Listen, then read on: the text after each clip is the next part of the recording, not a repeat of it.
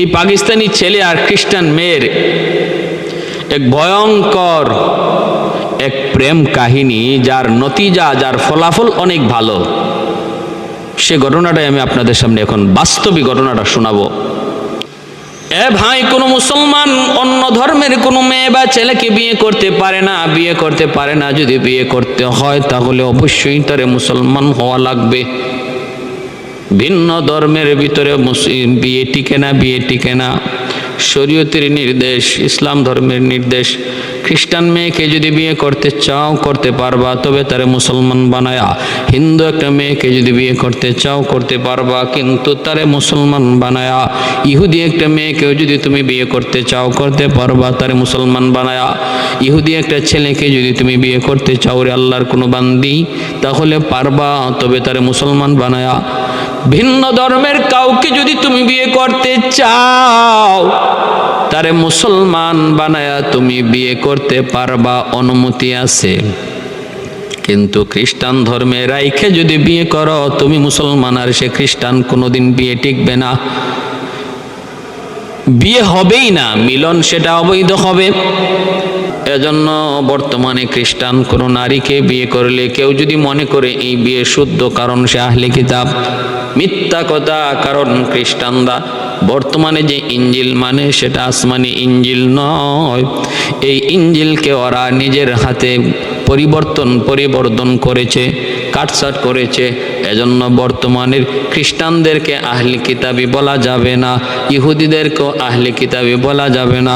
ওরাও ওদের আসমানি কিতাবকে জায়গায় রাখে নাই, ভিন্ন ভিন্নভাবে নিজের মত, নিজের চিন্তা চেতনা অনুযায়ী পরিবর্তন করেছে। আজকের দুনিয়ায় তাম পৃথিবীতে যদি খ্রিস্টানদের বাইবেলকে যদি পরীক্ষা করা হয়, তাহলে দেখা যাবে বাইবেল এক একটা এক এক রকম। আমেরিকার বাইবেল হলো এক রকম, ইংল্যান্ডের বাইবেল হলো এক রকম,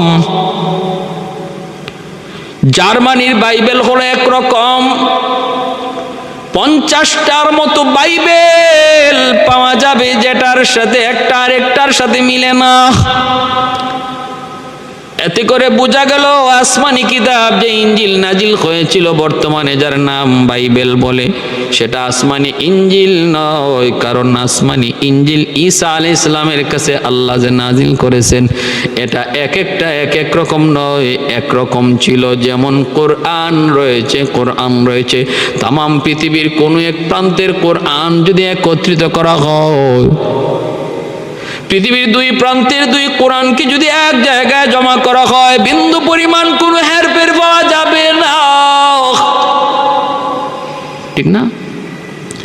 বিন্দু পরিমাণ কোনো এদিক সেদিক পাওয়া যাবে না, হরকতটা পর্যন্ত পরিবর্তন করা যাবে না, জের জবরের মধ্যেও কোনো ব্যাস কম পাওয়া যাবে না, নুক্তাদার পর্যন্ত ব্যাস কম পাওয়া যাবে না। এটাই হলো আল্লাহর কোরআনের সত্যতার প্রমাণ। আল্লাহর কোরআন আসমানি কিতাব, আল্লাহর কোরআন। এই কোরআন যে আল্লাহ পাক রব্বুল আলামিনের বর্তমানের কোরআন ও যে আসমানি কিতাবের প্রমাণ দলিল হলো, পৃথিবীর দুই প্রান্তের দুই কোরআনকে যদি এক জায়গায় জমা করো, পরিবর্তন হবে না, পরিবর্তন পাবাও না। কিন্তু আজকের দুনিয়ার বাইবেল যদি একত্রিত করা হয়, 50টারও বেশি বাইবেল একত্রিত করা যাবে, কিন্তু একটার সাথে আরেকটার কোনো মিল পাওয়া যাবে না। ভাইরা বন্ধুরা, জন্য বলতেছিলাম আল্লাহর কোরআন কেন কোনো পরিবর্তন করা সম্ভব হয় নাই? কারণ আল্লাহ কোরআনের হেফাজতের দায়িত্ব নিজের হাতে নিয়েছেন। ইন্না নাহনু নাযালনা যিকরা ওয়া ইন্না লাহু লাহাফিজুন। আল্লাহ বলে কোরআনের হেফাজতের জিম্মাদার আমি আল্লাহ। এজন্য কোরআনের মধ্যে কেউ স্পট লাগাইতে পারে নাই, দাগ দিতে পারে নাই। হাজারো কোরআন জ্বালানো হয়েছে বিভিন্ন সময়ে পৃথিবীতে। আল্লাহর কোরআনের উপরে কত আযাব, আল্লাহর কোরআনের উপরে কত জুলুম হয়েছে। ইংরেজরা পর্যন্ত পাক ভারতে লক্ষ লক্ষ কোরআনের কপি জ্বালায় দিছে, কিন্তু ক্ষতি করতে পারে নাই, কারণ হাজারো লক্ষ কোরআন হাফেজে কোরআনদের সিনার মধ্যে আল্লাহ জমা রেখে দিয়েছে। কয়জন কোরআনের হাফেজকে আগুনে জ্বালাইবা? কয়জন কোরআনের হাফেজকে তুমি আগুনে জ্বালাইবা? এজন্য ভাইরা বন্ধুরা, জন্য বলতেছিলাম যে এই কথা, পাকিস্তানি ওই যুবক মুসলমান কোরআনের পাগল, আল্লাহর কোরআন সকাল সন্ধ্যা সে কোরআন তিলাওয়াত করত, মসজিদে 5 ওয়াক্ত নামাজ পড়তো, উলামায়ে কেরামের সাথে সম্পর্ক ছিল, দাওয়াত তাবলীগের সাথে সম্পর্ক ছিল, মসজিদের ইমাম মুয়াজ্জিনের সাথে তার সম্পর্ক ছিল। যেই মানুষটা মসজিদের ইমাম মুয়াজ্জিনের সাথেও সম্পর্ক রাখবে, হাকিমুল উম্মত তা নবী বলেন, ফিতনার জমানায় যদি ঈমান নিয়ে বাঁচতে চাও, অন্তত দূরে যাইতে না পারো, মহল্লার ইমাম মুয়াজ্জিনের সাথে সম্পর্ক রাখো। এই খাতিরে হলো আল্লাহ পাক তোমার দৌলতে ঈমান হেফাজত করবে। আলাইকুম বিমুজালাসাতিল উলামা ওয়া ইস্তিমাই কালামিল হুকামা ফাইন্নাল্লাহ তাআলা ইউহয়িল কলবাল মাইয়িতা বিনুরিল হিকমা কামা ইউহয়িল আরদাল মাইতাতা বিওয়াবিলিল মাতার। নবী বলেন, আল্লাহর নবী বলেন, তোমরা উলামায়ে কেরামের সাথে মিলেমিশে থাকবা, কারণ তাদের কাছ থেকে জ্ঞানের কথাগুলি শুনবা, কোরআন হাদিসের কথাগুলি শুনবা, তোমাদের অন্তরকে আল্লাহ পাক জীবিত করে দিবে। কারণ কোরআন হাদিসের দ্বারা মানুষের অন্তরকে আল্লাহ জিন্দা বানায় দেয়। গুনার আসবাব চতুর্দিক থেকে মানুষের অন্তরকে মুর্দা বানায় দিচ্ছে, গানের আওয়াজ মানুষের অন্তরকে মুর্দা বানায় দিচ্ছে, নাটক সিনেমার আওয়াজ অন্তরকে মুর্দা বানায় দেয়, খেলা টুর্নামেন্ট অন্তরকে মুর্দা বানায় দেয়।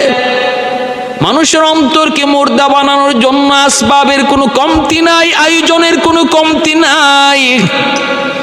নবী বলেন, ওই মুর্দা দিল যদি জিন্দা করতে হয়, তাহলে উলামায়ে কেরামের সোহবতে বেশি বেশি যাও, তাদের কথাগুলি শোনো, তাদের সাথে সম্পর্ক তৈরি করো। আল্লাহ তোমার মুর্দা দিলকে জিন্দা বানিয়ে দিবে, মুর্দা দিলকে আল্লাহ জিন্দা বানিয়ে দিবে। ভাইয়েরা বন্ধুরা, এজন্য বলতেছিলাম, ওই পাকিস্তানি যুবক সে তো উলামায়ে কেরামের সাথে সম্পর্ক রাখে, আলেমদের সাথে সম্পর্ক রাখে, মসজিদের ইমাম মুয়াজ্জিনের সাথে সম্পর্ক রাখে, দাওয়াত তাবলীগের সাথে সময় দেয়, আল্লাহর কোরআনকে সে মহব্বত করে, গভীরভাবে আল্লাহর কোরআন মহব্বত করে। ভাইরা বন্ধুরা আমার, যদ্দূর জানা, ইউরোপ কান্ট্রিতে প্রবাসে আমার যেই সকল ভাইরা নামাজ কালাম পড়ে, ওদের ঈমান আমাদের দেশের যুবকের চেয়ে অনেক মজবুত। কারণ তাদের চোখের সামনে হলো গুনাহ, চোখের সামনে হলো গুনার আসবাব, চোখের সামনে হলো গুনাহ করার সুযোগ।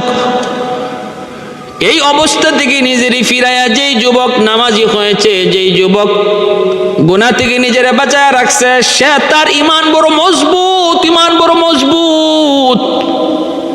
আমাদের ঈমানের মতো নয়, তার ঈমান অনেক মজবুত। ভাইরা বন্ধুরা, নবী বলেন, লা ওয়ারআ কাল কাফি, আল্লাহর নবী বলেন, গুনাহ করার সুযোগ যার আছে তারপরও সে গুনাহ করে না, সে হলো তোমাদের ভিতরে সবচেয়ে বড় আল্লাহওয়ালা। তোমাদের ভিতরে সেই হলো সবচেয়ে বড় আল্লাহওয়ালা। আল্লাহর নবী এই কথা বলেছেন। কয় তুমি মদ খাও? কয় না, মদ খাই না। কেন খাও না? কয় মদ পাই না। আর একজন রে কয় তুমি মদ খাও? কয় না, মদ খাই না। কেন খাও না? কয় মদ পাও না বুঝি? কয় না, মদ পাই, পানির মতো মদ পাই। পানি যেভাবে খাওয়াটা সহজ, মদ পান করাটাও এমন সহজ, এরপরও আমি পান করি না। বলুন, দুইজন সমান না বেশ কম? 19-20 না আকাশ পাতাল? আকাশ পাতাল। নবী বলেন, এজন্যই লা ওয়ারআ কাল কাফি, লা ওয়ারআ কাল কাফি, লা ওয়ারআ কাল কাফি। তার চেয়ে বড় পরহেজগার আর কেউ নাই, তার চেয়ে বড় পরহেজগার আল্লাহওয়ালা আর কেউ নাই। ভাইরা বন্ধুরা, যুবক মসজিদে যাতায়াত, আলেম ওলামার সাথে সম্পর্ক, কিন্তু অফিস টাইমে অফিস করার সময় একটা সুন্দরী খ্রিস্টান মেয়ের প্রেমে পড়ে গেছে। পাশে টেবিলে বসা, সে তার প্রেমে পড়ে গেছে। এটা মনের ব্যাপার, এটা যে কোনো বুজুর্গ এটার মধ্যে অনেক সময় ফেল মারে। এই জিনিসের মধ্যে বাহাদুরি করে কোনো লাভ নাই, এই জিনিসটার সামনে বাহাদুরি করে কোনো লাভ নাই। আমারে কোনো সুন্দরী নারীর সামনে নিয়ে তুমি দাও, আমি তার দিকে তাকাবো না, আমি তার কোনো জালে আবদ্ধ হব না। এমন বাহাদুরি কইরা লাভ নাই, বহু বাহাদুর পরাজিত হয়েছে।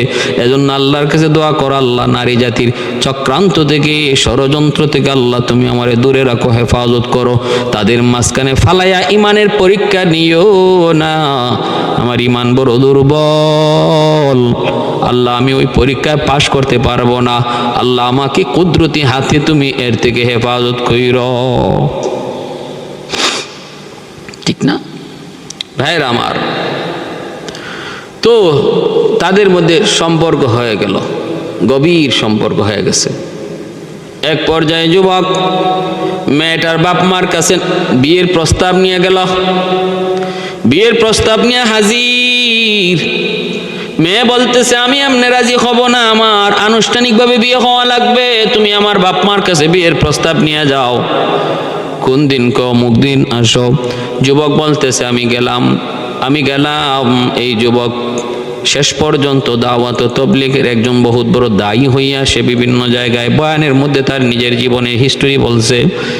ভাইরা বন্ধুরা, ওই যুবক বলতেছে আমি গেলাম, যায় দেখি বাড়িতে অনেক মানুষের আগমন, তার আত্মীয় স্বজন যত ছিল সব হাজির।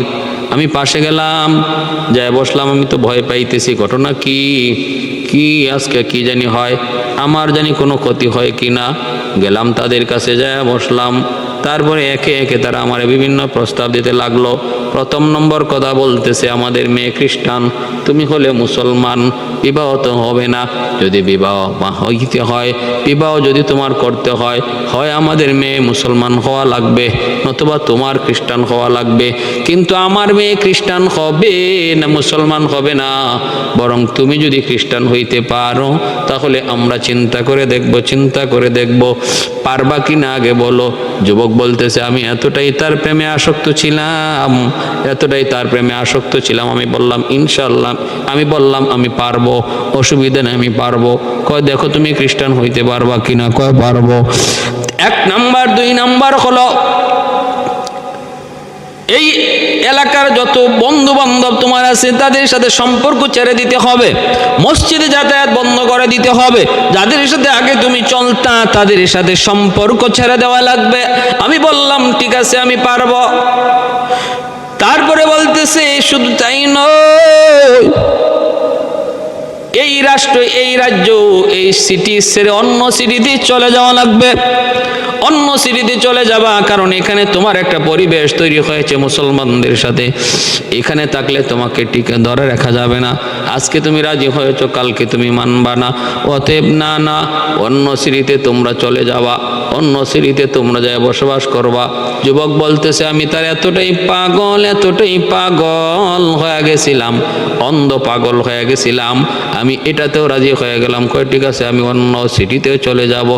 এই বইলা একমত হইয়া গেলাম। তারপরে তারা বলতেছে এবার তুমি আমাদের সব কথা দিল থেকে মানছো না মুখে মানছো? প্রমাণ চাই, প্রমাণ। কয় কেমনে? কয় এক টেবিলে বসে খানা খাবো, এখানে শুয়োরের গোশত আর মদ আছে। আমাদের ধর্মে খাওয়া কোনো নিষেধ নাই, তোমাদের ধর্মে নিষেধ। তুমি কতটা আমাদের কথা মানলা? প্রমাণ হবে তুমি যদি শুয়োরের গোশত খাও আর মদ পান করো। ওই যুবক বলতেছে আমি এত রাজি হয়ে গেলাম, খাওয়ানোর টেবিলে বসে আমি খানা খাইলাম, শুয়োরের গোশত আর মদ। ভাইরা আমার, এরপরে খানা খাওয়ার শেষ। এইবার নির্দিষ্ট তারিখে আমরা সিটি ছেড়ে অন্যত্র চলে যাব। বিয়ে হয়ে গেল, অন্যত্র চলে যাব। আমি আমার জিনিসপত্রগুলা গুছাইতেছি, জিনিসপত্রগুলা গুছাইতে যায় আমার হঠাৎ করে নজর পড়লো আমার আল্লাহর কালামের দিকে। যেই কোরআন আমি সকাল সন্ধ্যা তেলাওয়াত করি, ওই কোরআনের দিকে আমার নজর পড়লো। সাথে সাথে আমার দিলটার মধ্যে মোচড় দিয়ে উঠছে, কারণ আমার দিলের ভিতরে কোরআনের মহব্বত, মালিকের কালামের মহব্বত এখনো 100 রয়ে গেছে। আল্লাহর কোরআনের দিকে যখন তাকাইলাম, সব জিনিস আমি নিতেছি, এখন কোরআন সাথে নিমু কি নিমু না।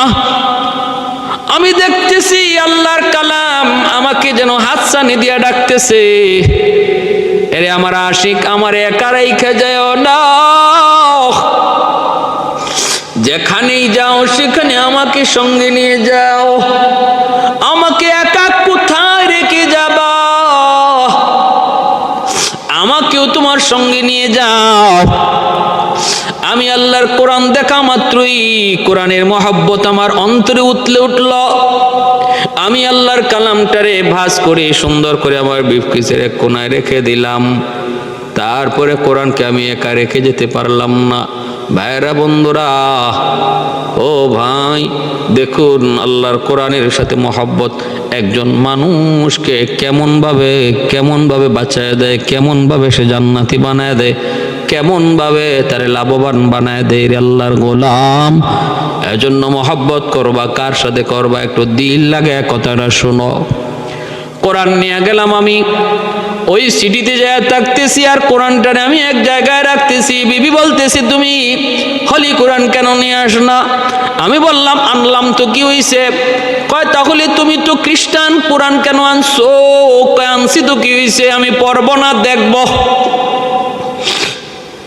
ঘর থেকে বের হওয়ার সময় আমি আল্লাহর কোরআন দেখে দেখে বের হতাম। ঘরে ঢুকার পর প্রথম নজর আল্লাহর কোরআনের উপরে পড়তো।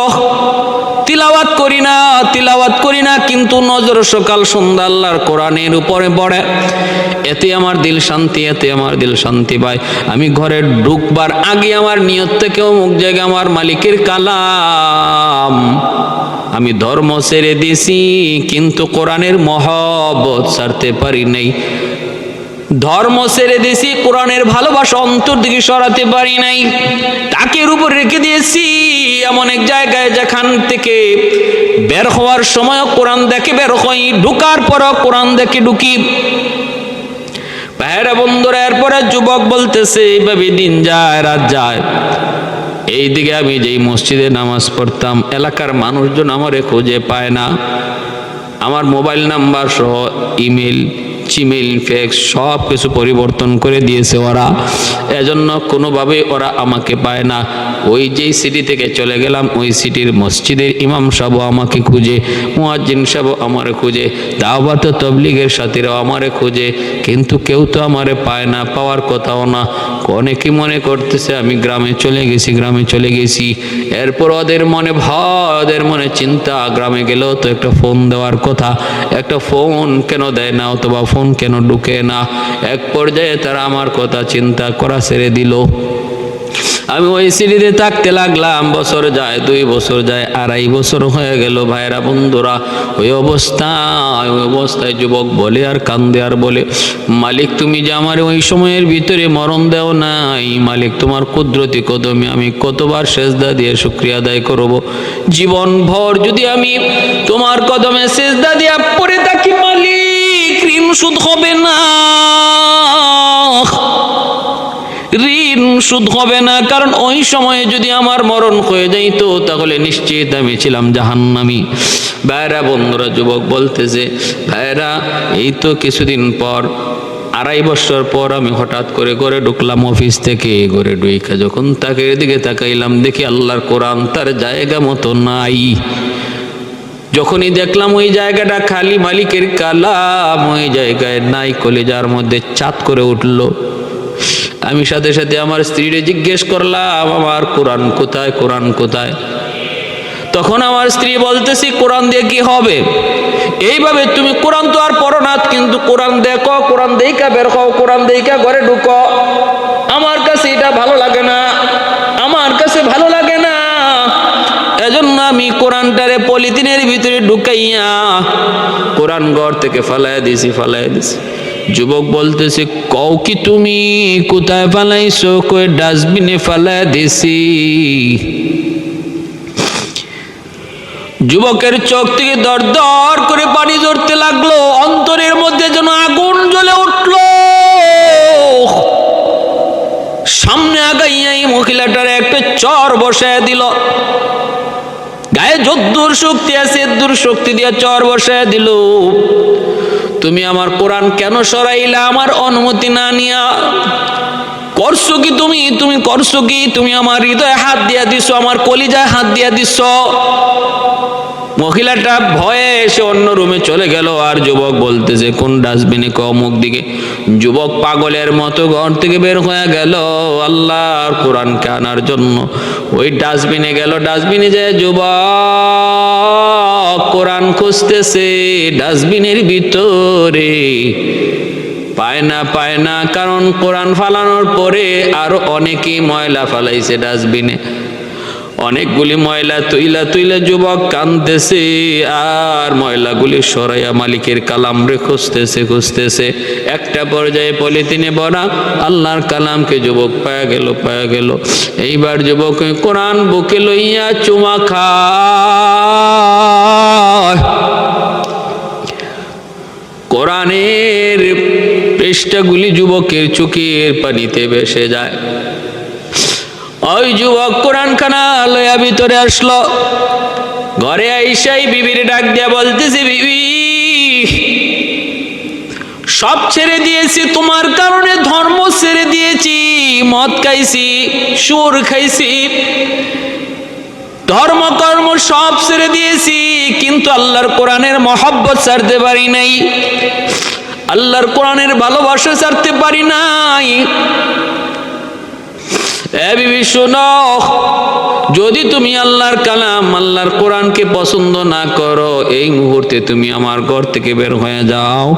তোমার সাথে আমার আর কোনো সম্পর্ক নাই, কোনো সম্পর্ক আমি রাখতে চাই না।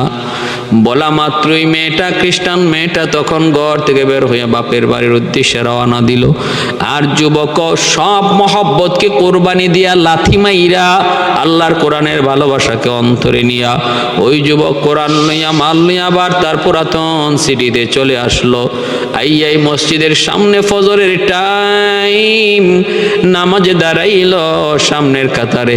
ইমাম সাহেব কাতার সোজা করেন কয়া যখন তাকায় দেখে হারানো সেই যুবক সামনের কাতারে। নামাজ শেষ হওয়ার পর ইমাম সাহেব ডাক দে, বেটা এদিকে আয়, এদিকে আয়, এতদিন কোথায় ছিলি রে, এতদিন কোথায় ছিলি? এইভাবে এত বড় নিমক হারাম হয় নাকি? বাড়িতে যাবা, যেখানেই যাবা অন্তত ফোনটা দিয়ে তো আমাদের খোঁজ খবর নেওয়ার কথা নিতে পারো, কেন তুমি নিলা না? কি হয়েছে এবার বলো। এই কথা বলতে যুবক হাউমাউ করে কান্না শুরু করে দেয়। যুবক বলতেছে, হুজুর আমাকে তওবা করান, কালেমা পড়ে মুসলমান বানায় দেন। হুজুর আমি তো আমার জীবনের এক বহুত বড় ইতিহাস, আল্লাহ যে আমাকে ওখান থেকে উঠে আনছে শুধু আমার মালিকের কোরআনের খাতিরে। এর ভিতরে যদি আমার মরণ হয়ে যাইতো আমি নিশ্চিত জাহান্নামী হয়ে যাইতাম। ঘটনা হলো এই, হুজুর আমি এক খ্রিস্টান মেয়ের প্রেমে পড়ে গেছিলাম।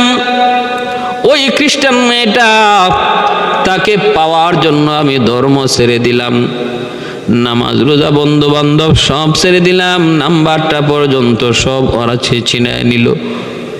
আমি তার প্রেমে এতটাই পাগল, এতটাই মত্ত ছিলাম, আমি তাদের সব প্রস্তাব মেনে নিলাম। শহর ছেড়ে অন্যত্র চলে যেতে বলল, সেখানে চলে গেলাম। কিন্তু হুজুর আমি যাওয়ার সময় আমার মালিকের কোরআনকে রেখে যেতে পারি নাই। আমি তো কোরআন সাথে করে নিয়ে গেছিলাম, কারণ কোরআনের মহব্বত, কোরআনের ভালোবাসা। ভাইরা বন্ধুরা মনে রাখবেন, এই কোরআনের প্রতি যার মহব্বত, কোরআনের প্রতি যার ভালোবাসা, এই ভালোবাসার কারণে হাসরের ময়দানে কোরআন তার জন্য বহুত বড় সুপারিশকারী হয়ে যাবে। ইযা উযিয়াল মাইয়িতু ফি কবরিহি জাআল কুরআনু ইনদা রাসিহি, আল্লাহর নবী বলে যখন মুর্দারে কবরে রাখা হয় কোরআন তার মাথার পাশে এসে দাঁড়ায়। লালিয়ে মাসনুন নামক কিতাবের ভিতরে লিখেন মৃত্যুর পরপরই কোরআন সুন্দর একজন মানুষের সুরত ধরে তার পাশে দাঁড়ায় থাকে। কবরে রাখার পর মুনকার নাকির আইসা প্রশ্ন করার জন্য তার শর্তে বলে। সে বলে, আমারে তোমরা শর্তে বলবা না, তোমাদের প্রশ্ন যা করা লাগে তোমরা করে যাও। ইনি ছিলেন আমার দুনিয়ার বন্ধু, দুনিয়াতে ইনি আমাকে ভুলে নাই, আজকে মৃত্যুর পর আমি তারে বলবো না কে তুমি, কই আমি হলাম আল্লাহর কোরআন। আল্লাহর কোরআন আমার বন্ধু দুনিয়াতে আমাকে ভুলে নেই, সকাল সন্ধ্যা আমাকে তিলাওয়াত করতো, সকাল সন্ধ্যা আমারে চুমু খাইতো, আজকে কবরে আমি তারে ভুলবো না, আমি তারে ছেড়ে যেতে পারবো না। তোমরা তোমাদের যা দায়িত্ব আছে আদায় করে নাও।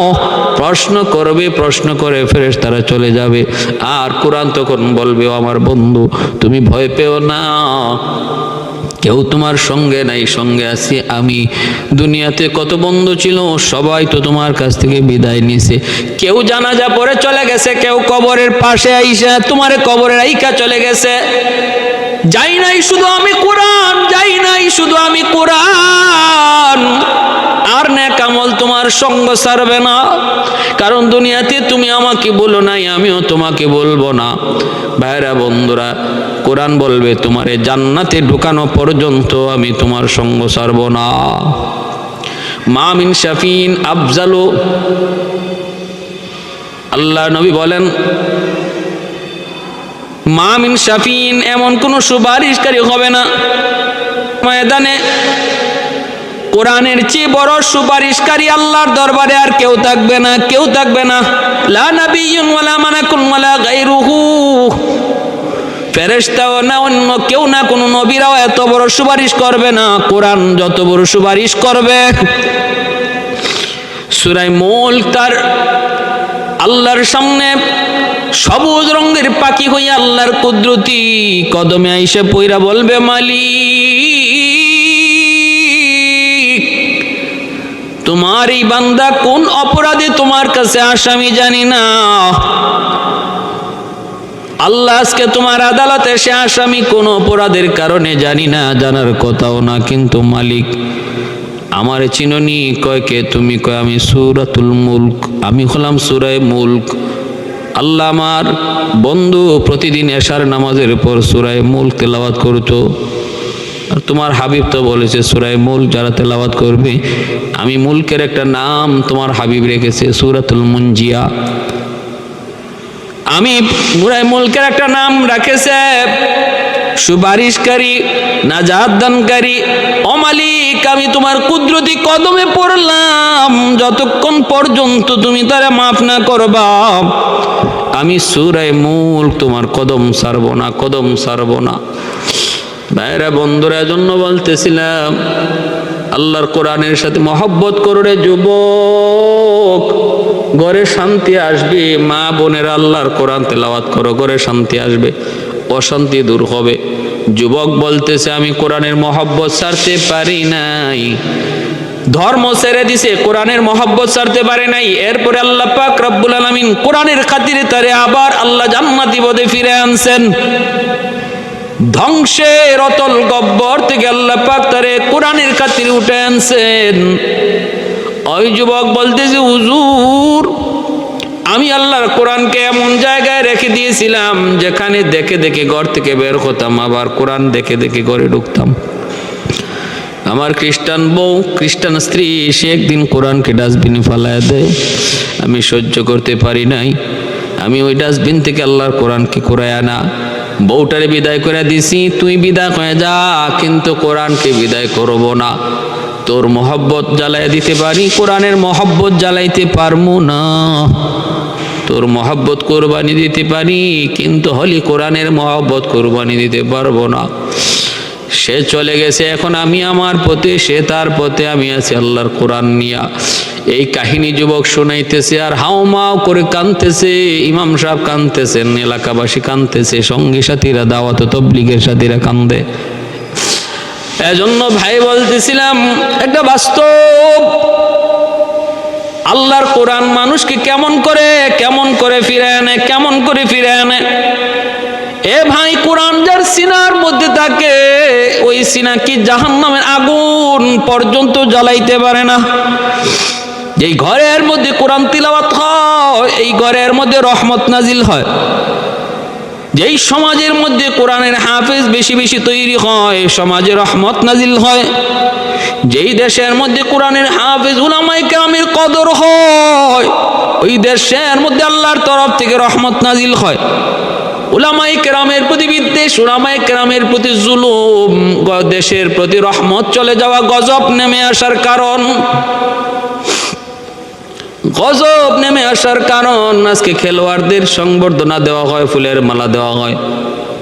যেই দুবাইয়ে আমাদের দেশের টাইগাররা খেলাধুলার মধ্যে হারলো সেই দুবাই আমাদের দেশের কোরআনের হাফেজরা সারা বিশ্বে 1 নাম্বার হলো কয়েকবার, অথচ এরপরও সরকারের তরফ থেকে দায়িত্বশীলদের তরফ থেকে কোনো সংবর্ধনার আয়োজন হলো না। সারা বিশ্বে 1 নাম্বার হলো দুবাইয়ে কোরআনের হাফেজ বাঙালি। তাহলে ইজ্জত আছে, সম্মান আছে? না থাকলে তাহলে কি কইরা আমরা রহমতের আশা করি? কি কইরা রহমতের আশা করি? আল্লাহ যে এখনো টিকায় রাখছে, আল্লাহ পাক যে এখনো ধ্বংস করতেছে না। যেই দেশে যেই সমাজে কোরআন প্রেমিকদের, কোরআনের হাফেজদের, উলামায়ে কেরামের এতটা অবহেলা, সেই দেশ যে আল্লাহ এখনো টিকায় রাখছে, এটা আল্লাহর দরবারে হাজারো শুকর।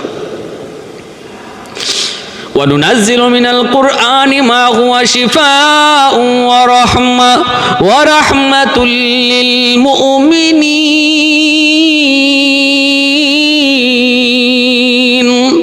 আল্লাহ রাব্বুল আলামিন বলে, কোরআনকে আমি আল্লাহ তোমাদের জন্য শিফা বানায় পাঠাইছি, তোমাদের জন্য রহমত বানায় পাঠাইছি। রহমত। আজকে মুসলমানের ঘরে কোরআন তেলাওয়াত নাই, মুসলমানের সমাজে কোরআনওয়ালাদের কদর নাই। কেমন করে রহমত আসবে? হুজুর পানি ভরা কাম হয় না, তাবিজে কাম হয় না। আগের হুজুররা কত ভালো ছিল, পানি ভরা দিলেই সাথে সাথে কাম, তাবিজ দিলেই সাথে সাথে কাম, অ্যাকশন।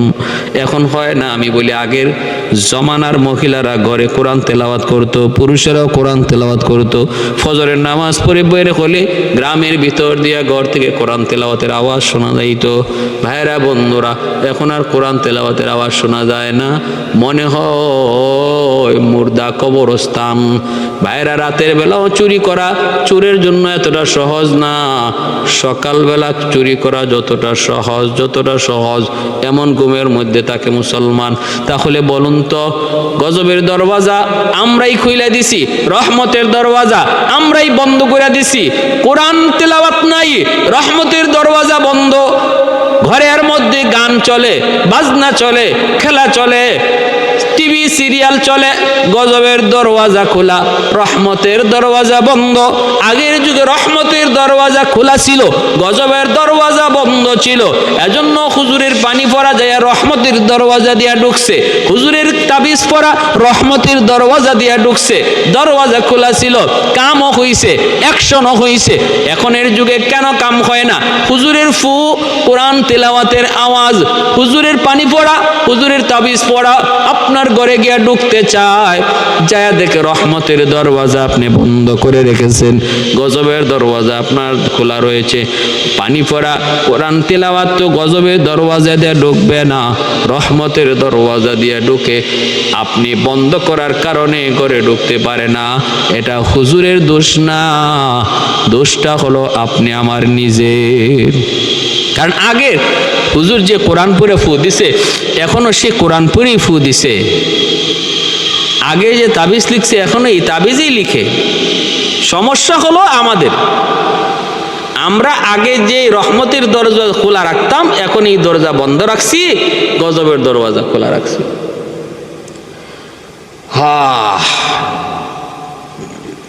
আমার ভাইয়েরা, এজন্য বলতেছিলাম, যদি ঘরে শান্তি আনতে হয়, রহমত ফিরে আনতে হয়, তাহলে কি করা লাগবে? কোরআন তেলাওয়াত বেশি বেশি করতে হবে, কোরআন তেলাওয়াত বেশি বেশি করতে হবে, কোরআন তেলাওয়াত বেশি বেশি করতে হবে। মা বোনেরা আগে ঘরে কোরআন তেলাওয়াত করতো, ঘরে অশান্তি, স্বামীর সাথে মিল নাই, সন্তানে কথা শুনে না, মেয়েটা অবাধ্য, ছেলেটা অবাধ্য। আমি বলি সবচেয়ে বড় সবক হলো আগে কোরআন তেলাওয়াতের আমল চালু করো, ঘরে কোরআন তেলাওয়াতের আমল চালু করো। আল্লাহ দেখবা স্বামীর দিল নরম করে দিবে, সন্তান আদিকে আল্লাহ পাক তাদের দিলের মধ্যে আল্লাহ বুঝ দিয়ে দিবে, তাদের দিলের মধ্যে আল্লাহ বুঝ দিয়ে দিবে। আর যদি আমরা এটা না করে পানি পড়া তাবিজ পড়ার দিকে দৌড়াই, কোনো লাভ নাই, কোনো লাভ নাই, কোনো লাভ নাই। প্যারে হাজিরিন, আর ঘরে ঘরে একজন সন্তানরে কোরআনের হাফেজ বানাও, একজন সন্তানরে হলো কোরআনের হাফেজ বানাও, আলেম বানাও। আমার সন্তান যদি মৃত্যুর সময় আমার মাথার পাশে বসে সূরা ইয়াসিন পড়ে, তাহলে আমি বাবা বাবা হওয়া সার্থক, আমি মা মা হওয়া সার্থক। আমার সন্তান যদি আমার মৃত্যুর পর কবরের পাশে যায় সূরা ইয়াসিন পড়ে, আমার সন্তান জন্ম দেওয়া সার্থক। আল্লাহ বলে, যেই সন্তান বাবার কবরের পাশে যায় ইয়াসিন তিলাওয়াত করে, আল্লাহ এই তিলাওয়াতের খাতিরে কবরের আযাব আল্লাহ দূর করে দেয়। হাকিমুল উম্মত থানভী আলাইহির রাহমা লিখছেন, সন্তানটা বিসমিল্লাহির রহমানির রহিম শুধু পড়ছিল বাবার কবরের পাশে, আল্লাহ কয় তার বাবার কবরের আযাব বন্ধ করো। কারণ ছোট্ট ছেলেটা বাবার কবরের পাশে দাঁড়াইয়া আমি আল্লাহরে রহমান কয়ে ডাক দিছে, আমি তার বাবারে গজব দিতে পারি না। যে বাচ্চা আমারে রহমান কয়, আমারে রহিম কয়, আমারে দয়ালু কয়, আমি তার বাবার উপরে এত নির্দয় হতে পারি না, তার বাবার উপরে এত নির্দয় হতে পারি না। আযাবের ফেরেশতা, আযাব বন্ধ করো, আযাব বন্ধ করো। এজন্য সার্থক ওই মা ওই বাবা, যেই বাপ মা একজন আলেমের বাপ মা হলো, একজন হাফেজে কোরআনের বাপ মা হলো। মা মারে, ও মা আজকে একটু চাকায় দেখো না, দেখো না কোরআনের হাফেজের বাপ মার ইজ্জত দুনিয়াতেও আল্লাহ দে, আখেরাতেও দে, দুনিয়াতেও দে আখেরাতেও দে। আখেরাতে আল্লাহ পাক মার নাম ধরে ডাক দিবে না, বাবার নাম ধরে আল্লাহ ডাক দিবে না, বলবে ও কোরআনে হাফেজের মা, ও আলেমের বাবা। এই কথা কই আল্লাহ ডাক দিব, এই কথা কই আল্লাহ ডাক দিব। দুনিয়ার মানুষ যেইভাবে নাম ধরে ডাক দেয় না, হাফেজ সাহেবের বাবার, হাফেজ সাহেবের আব্বাকে ডাক দেয়, মুফতি সাহেবের আব্বাকে ডাক দেয়, মানুষ তারে যেভাবে ডাক দিছে, আসরে আল্লাহ ওই মানুষটার এইভাবে ডাক দিবে, এভাবে ডাক দিবে। আর আল্লাহ পাক রব্বুল আলামিন ওই তার মা বাবার মাথায় নিজের হাতে আল্লাহ মুকুট পরাইয়া দিবে, নিজের হাতে আল্লাহ মুকুট পরাইয়া দিবে। মান কারা আল কুরআন ওয়া আমিলা বিমা ফিহি উলবিসা ওয়ালিদাহু তাজান ইয়াউমাল কিয়ামাহ। কেন মুকুট পড়াবে? বাপ মারে এত সম্মান কেন দিবে? মুহাদ্দিসিনে কেরাম হাদিসের ব্যাখ্যায় লিখছেন, সমাজ চলছিল এক পথে, সমাজ চলছিল স্কুল কলেজ ভার্সিটি জাগতিক শিক্ষার দিকে, আর হাফেজে কোরআনের বাপমা তারা যে সমাজের তালে তালে না চইলা, একজন আলেমের বাপমা সমাজের তালে তালে না চইলা সন্তানটারে দিন শিখাইতে মাদ্রাসায় দিয়া দিছে। কত মানুষ কত কথা কইছে, কত আপনজন তারে কইছে, পোলাটারে নষ্ট করলা, পোলাটার জীবন শেষ করে দিলা, মাদ্রাসায় পইরা খাইবো কেমনে, চলবো কেমনে, বউ ফালবো কেমনে, সংসার চালাইবো কেমনে, কত কথা। সমস্ত কথাগুলাকে এই কানে শুই না ওই কান দিয়ে বের কইরা যেই বাপমা তাদের সিদ্ধান্তে অটল ছিল যে না, আমার সন্তানকে আমি আল্লাহর জন্য আল্লাহ রাস্তা দিয়ে দিলাম, এই বাপ মারে আল্লাহ নিজের হাতে হাসরের মাঠে সমস্ত মানুষের সামনে মুকুট পরাইয়া আল্লাহ পুরস্কৃত করবে, নিজের হাতে মুকুট পরাইয়া। দাউহু আহসানু মিন দাউইশ শামস, যে মুকুটের পাওয়ার সূর্যের পাওয়ারের চেয়ে বেশি হবে, সূর্যের পাওয়ারের চেয়ে বেশি হবে। হাসরের মাঠে আল্লাহ মুফতি সাহেবের আব্বাকে ডাক দিবে, নবীর বাবাকে আল্লাহ ডাক দিবে না, নবীর স্ত্রীকে আল্লাহ ডাক দিবে না, নবীর সন্তানকে আল্লাহ ডাক দিবে না, কিন্তু ডাক দিবে কোথায় আলেমের বাপমা, কোথায় হাফেজে কোরআনের বাপমা। সুবহানাল্লাহ, এতটা ইজ্জত, এতটা সম্মান। এজন্য আজকের এই ভ্রান্ত সমাজ, গুণে ধরা সমাজ, পচা সমাজটারে বাঁচাইবার একটা উল্লেখযোগ্য সবব হলো সন্তানকে দিন শিখাও, সন্তানকে দিন শিখাও। যেই ঘরে একটা সন্তান হাফেজ, একটা সন্তান আলেম হয়, আমাদের হাজারো ওয়াজ, হাজারো ওয়াজ যতটুকু না উপকারে আসবে, ঘরে যদি একটা ছেলে হাফেজ হয়, আলেম হয়, এর চেয়ে অনেক অনেক বেশি উপকারে আসবে। পুরা ঘরটা আল্লাহ পাক হেদায়েতের উপরে নিয়ে আসবে, পুরা ঘরটারে আল্লাহ কবুল করে নিবে। ওই ঘরের মানুষগুলোর অন্তরের মধ্যে আল্লাহ সহি বুঝ দান করবে একজন হাফেজে কোরআনের খাতিরে। আজকে আলহামদুলিল্লাহ সমাজের অনেক পরিবর্তন, অনেক পরিবর্তন, অনেক সচেতন মানুষও আজকে সন্তানকে মাদ্রাসায় পড়াইতেছে। আল্লাহ পাক পুরা সমাজটারে কবুল করুন এবং পুরা সমাজ ব্যবস্থাকারী আল্লাহ পাক তাকওয়ার উপরে আল্লাহ পাক কবুল করুন। প্রতিটা মানুষকে জবাবদিহিতামূলক জীবন তৈয়ার করার তৌফিক দান করুন। আর এই ঘুণে ধরা, এই পচা গান্দা ভালোবাসা, দুনিয়ার এই নকল ভালোবাসার কে লাথি দিয়া আসল প্রকৃত ভালোবাসা আল্লাহর সাথে আর নবীর সাথে কোরআনের সাথে করার তৌফিক আল্লাহ দান করুন। আমার যুবক ভাইদেরকে বলবো, আর চোখের পানি দিয়া বালিশ ভিজায়ও না, জীবনটারে এভাবে শেষ করে দিও না, এইভাবে তুষে ধরা আগুনের মতো জীবনটারে শেষ করে দিও না। দুনিয়ার এই নিচে ভালোবাসা হলো চরমে গাদ্দার, আজ তোমাকে হাসাবে, কাল তোমাকে কাঁদাবে, এর মধ্যেই যন্ত্রণা। আর আল্লাহর ভালোবাসা, আখিরাতের ভালোবাসা, কোরআনের ভালোবাসার মধ্যে কোনো যন্ত্রণা নাই, শুধু আনন্দ আর আনন্দ, যেমন দুনিয়াতে তেমন আখিরাতে। এই যুবক কোরআনের ভালোবাসা তার অন্তরে রাখার কারণে আল্লাহ তারে মুক্তি দিয়ে দিছে। সব হারায় গেছিল, আল্লাহ কোরআনের খাতিরে সব আবার ফিরিয়ে দিছে। আল্লাহ আমাদের সবাইকে বুঝার এবং ওর উপর আমল করার তৌফিক আল্লাহ দান করুন। ওয়া